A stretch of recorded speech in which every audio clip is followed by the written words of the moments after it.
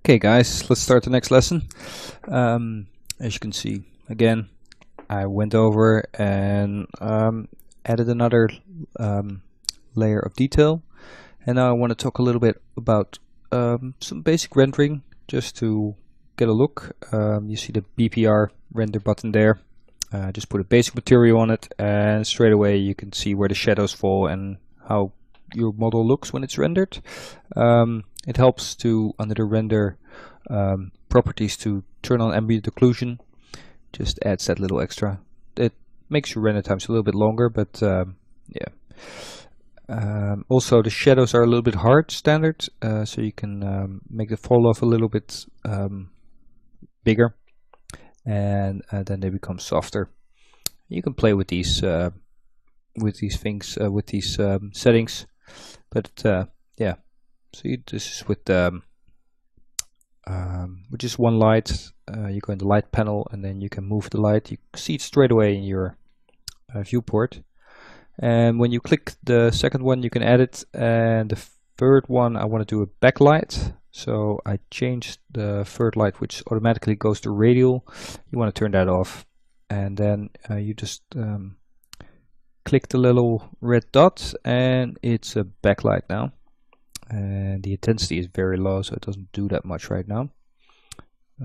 But you can up the intensity, and you can see there in your little preview, and also in your viewport, what it's going to do.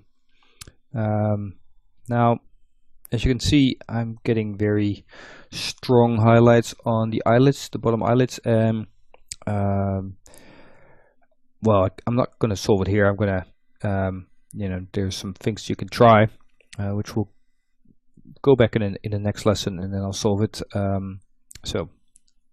But this is how you can make a quick render, and I'll come back in detail.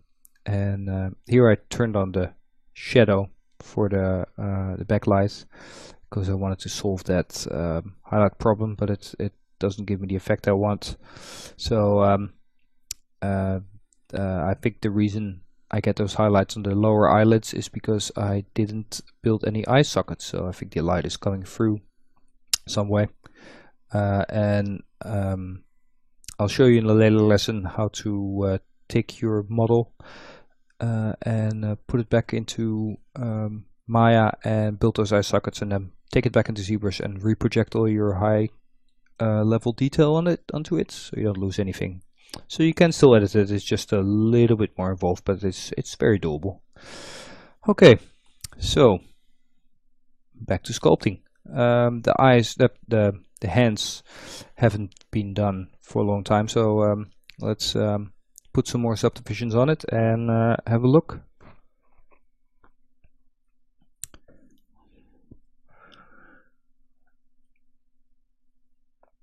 So we want to work on the basic shape of the hand. I'm turning off lazy mouse there, because if you just want to sculpt some details, it doesn't really work. It's really nice for flowing lines, but for just creating detail, not so much. So work on the knuckles, and create a bit of the folds of where the palm, when it bends, you get these nice folds in it, and the wrist would have a little skin fold there, because it gets bunched up because it's folded. Well, your hand is pointing up and the arm is resting against it, if I say that correctly. And so you want to create a skin fold, and then you go over all the joints of the fingers, which are important, and maybe we want to create the impression of some nails, so just make it a lot smaller. My brush, just cut in,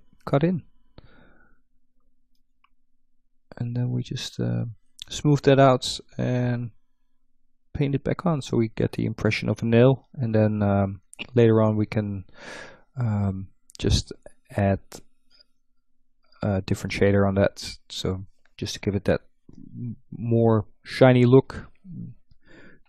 Might not even be necessary, but this you will see, because it will just catch the shadows and it'll look nice. Again, same little trick. Cut it out, and then we just and you can also make a mask and just create a little mask in the shape of the nail, and then shift select and inverse the mask, and then you can just paint it without being afraid of touching the sides. I chose not to do that this time. It wasn't really necessary. I get a pretty good result with just painting, but by all means, if you feel more comfortable using a mask, go for it. It works very well. That's what they're made for. I'm just being stubborn and not using it. Teaching you bad habits. So sometimes you just go too far, you just undo and you go back. Alright, so it already helps with just creating a better finger. Just looks more interesting. And as you go around, just everything you see, just add that detail to it. Let's see, where to next? I still feel the fingers are very long.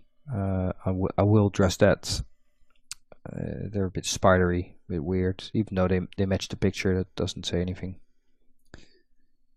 And I'm not looking to create a world-class hand here, but it's got to look better than this. And I'll probably go over it again. There you can see the fingers are way too long, and the hands build up a bit weird. And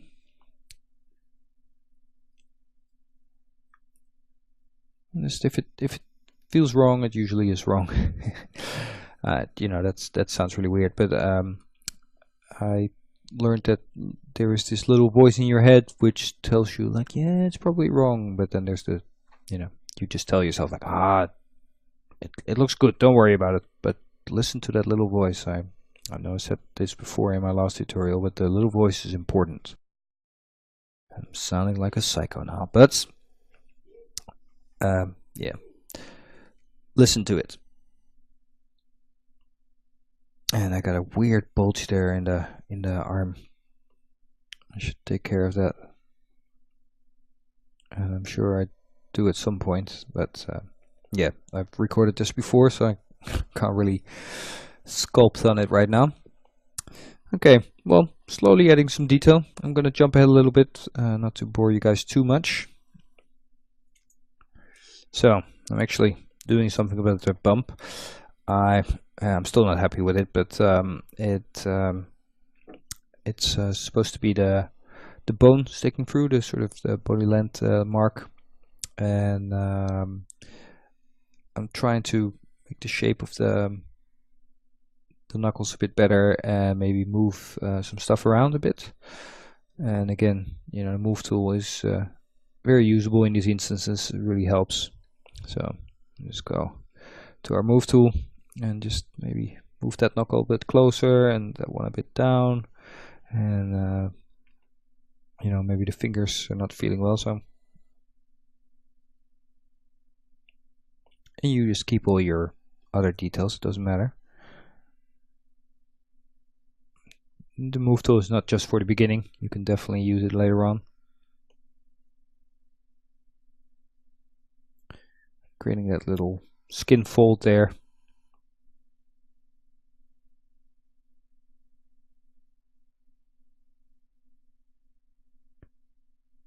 Just to make it feel more like it's actually organic, like there's stuff happening under the skin. See, here's that. Those fingers just feel weird. I think I'll go back later and just really work on those fingers a little bit more. Sort of depends on how much we see it. Again, you know, I don't want to spend a lot of time on something which we'll never see. But they are a bit spidery. But again, you know, some people just have long long nails, long fingers. So, okay, that's it for this lesson. Next lesson we'll concentrate some more on the sleeves and add some more folds there. No, I'm taking it very slow, and feel free to skip any lessons you want. But I know I would want to see, you know, get my money worth, right? So hope to see you guys for the next lesson. Otherwise, somewhere down the line.